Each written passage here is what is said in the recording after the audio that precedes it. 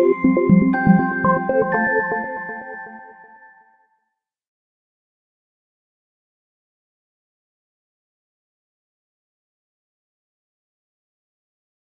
Poulain est conseiller municipal du district électoral Charles-Édouard Maillot de la ville de Victoriaville et conseiller délégué aux politiques sociales, accessibilité, aînés, famille, jeunesse.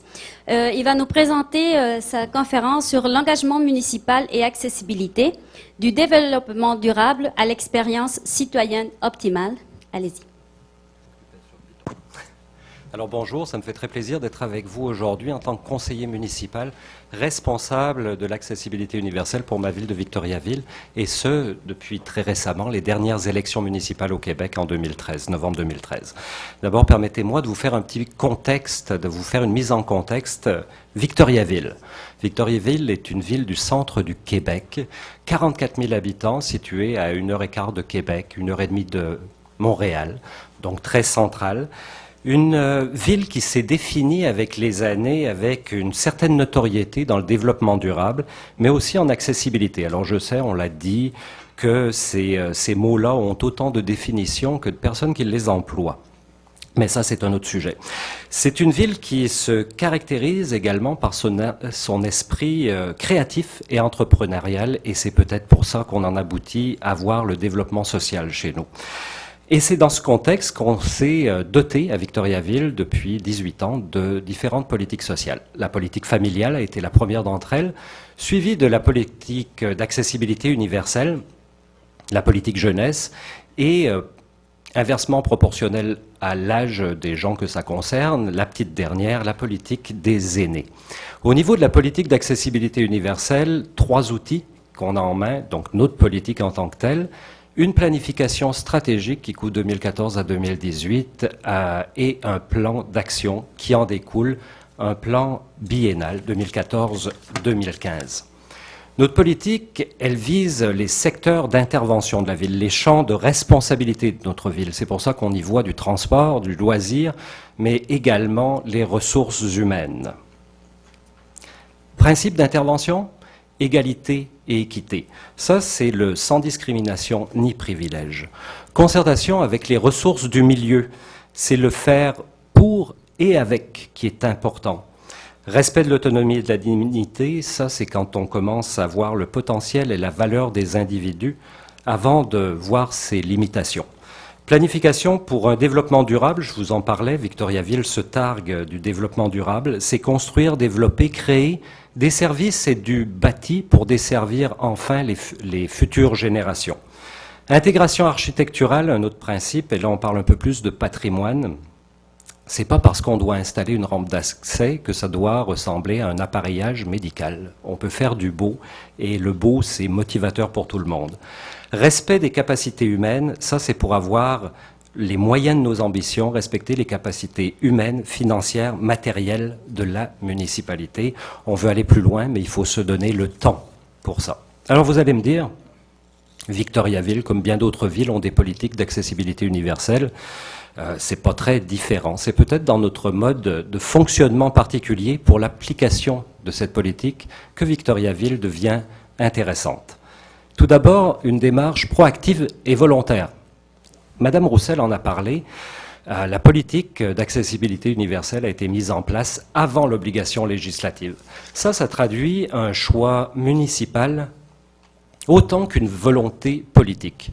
Permettez-moi de faire un rapide historique. Je l'ai saucissonné en décennies, comme ça on a l'impression de vieillir moins vite. Dans les années 80, au niveau provincial, on a l'adoption de la loi québécoise assurant l'exercice des droits des personnes handicapées et également l'adoption de la politique provinciale à part entière. Pendant ce temps, à Victoriaville, le milieu associatif commence à faire des représentations auprès du conseil de ville, notamment pour dire « Hey, on pourrait-tu voir quelque chose au niveau de l'accessibilité universelle et peut-être même avoir une politique ?» À cette époque, les membres du conseil municipal s'estiment très sensibilisés déjà au phénomène et ne vont pas donner suite.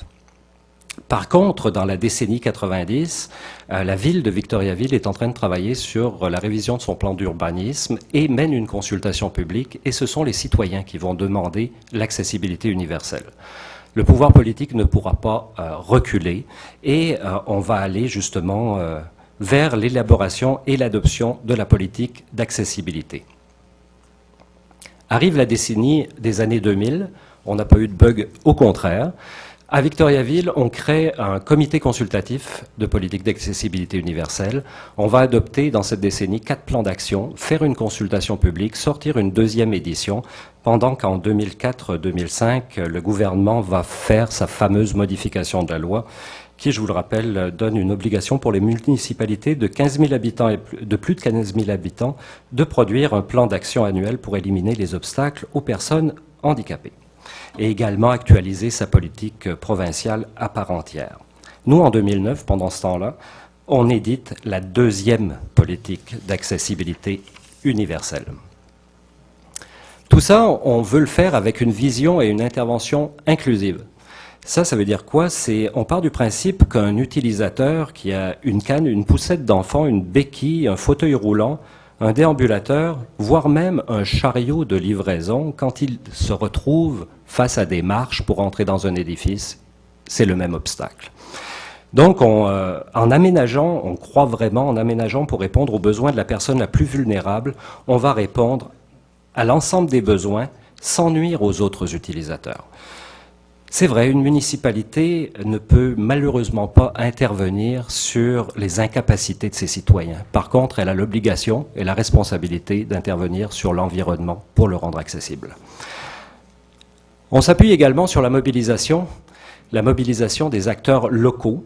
Donc, on a une culture de partenariat avec le milieu associatif et les établissements, et on a formé un comité consultatif sur lequel siègent 12 organismes et établissements du milieu, un conseiller municipal, moi en l'occurrence, et quand on parle de transversalité, je suis également responsable des questions familiales, aînés, jeunesse, en plus de l'accessibilité, et donc une ressource à temps plein chez nous, la responsable de l'accessibilité universelle.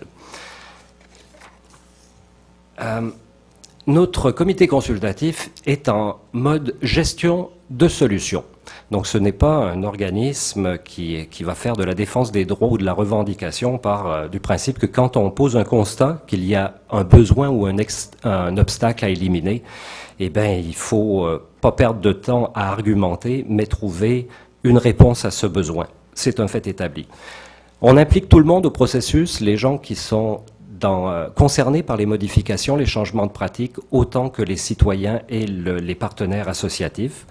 Et la ville également veut donner l'exemple au lieu de légiférer et va mettre en place des incitatifs pour accompagner les partenaires, incitatifs même financiers. Quand je parle de partenaires, c'est pas seulement le réseau associatif, mais même les partenaires commerciaux ou économiques de notre région. On a également une philosophie accessible qui est le compter jusqu'à 4, qui a été développée par Madame Roussel, justement. Alors, compter jusqu'à 4, c'est... Compter jusqu'à 1, on parle du normatif, donc les normes minimales. On le sait encore, l'application du code, il faut y veiller parce que c'est pas partout que ça s'applique actuellement. Compter jusqu'à 2, c'est des normes optimisées. On l'a inclus dans notre planification stratégique, c'est arriver au fonctionnel. Un simple exemple, le code prévoit l'aménagement des toilettes pour personnes handicapées avec une aire giratoire de 5 pieds. On sait que ça a évolué, on a des fauteuils électriques, on a également le phénomène de vieillissement de la population avec des triporteurs. Si on passe à 7 pieds dès la construction, eh bien on devient fonctionnel. On compte jusqu'à 3 et là on est dans l'inclusif. L'inclusif, c'est d'aménager les espaces pour éviter de les taguer personnes handicapées. On peut être inclusif avec des comptoirs rabaissés, tout le monde y gagne. C'est pas plus difficile pour les personnes mobiles et c'est un gros avantage également pour les enfants, pour les familles, etc. Compter jusqu'à 4, c'est adopter des mesures spécifiques, notamment pour que les personnes handicapés ne soient pas simplement des spectateurs, mais vraiment deviennent des utilisateurs et des acteurs au niveau de nos infrastructures et de nos services. Et je vais rentrer dans mon 12 minutes. Tout ça, on l'appuie avec l'optimisation des ressources, parce que ressources humaines, on a avec le comité consultatif, on a de l'expertise autour de la table qu'on n'a pas besoin de payer. Les gens sont là pendant les heures de travail, ils partagent leurs expertises, ils vont faire de la consultation. On a notre poste cadre dédié à l'accessibilité universelle également. On va optimiser nos ressources matérielles avec la mise en commun de nos ressources, justement, et enfin attribuer des budgets, donc des ressources financières. À titre d'exemple, depuis 2000, le budget de fonctionnement du comité consultatif de la politique d'accessibilité universelle, 114 000 $. Les travaux dédiés, 247 000 $. La division accessibilité de notre ville, 90 000 $, pour un grand total de 452 000 $. Si vous regardez, on a 44 000 de population, c'est moins de 1 $ par citoyen. Et tout ça pour améliorer les conditions de vie de tout le monde. Des belles réalisations en sont ressorties. On voit nos tables de pique-nique qui sont maintenant toutes inclusives, qui permettent les fauteuils roulants, mais qui permettent aussi une poussette ou d'accrocher une petite chaise pour les enfants. Les bancs avec des accoudoirs qui servent aussi bien aux personnes aînées qu'aux personnes à mobilité réduite, ou encore la femme enceinte ou le papa avec un bébé dans les bras. Les fontaines rabaissées, fauteuils roulants, mais les enfants également. L'aménagement de nos carrefours de manière sécuritaire, aussi bien pour nos personnes aînées que nos personnes avec une incapacité visuelle.